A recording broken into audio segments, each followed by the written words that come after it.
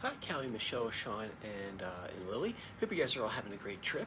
This is Callie's video lesson, number one. If you have any questions at the end of this, or want me to look at anything, feel free to send it over to me when you get a chance. Let's get to it. So what I'm going to cover today is Medu Minuet, where we left off with Callie. We got up to the little sequence part, so we're going to start here. The section sounds like this.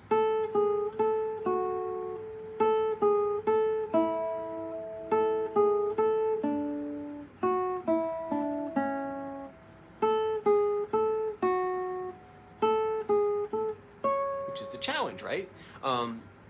So I'm going to cover everything between that beginning of that sequence pattern and then the challenge section.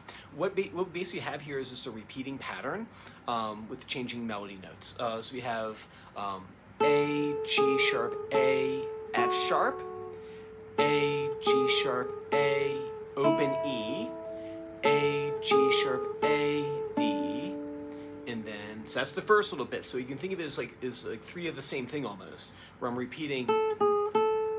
I have this note, repeat this, open note, D, and then a little finish.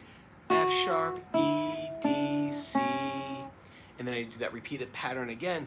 G, A, G sharp, A, F sharp, and then I do that same thing again, which is the challenge right there. So the best thing to practice for this section is make sure that's rock solid. That's why the fingerings matter so much, because if you start throwing yourself out of position, that pattern becomes a little bit less obvious to see. But if you just remember, make sure to practice the fingerings. And that actually brings me to another point that I want to talk about, is make sure that you're practicing the unfretted A scale when you sit down to work on this stuff. It helps set them up.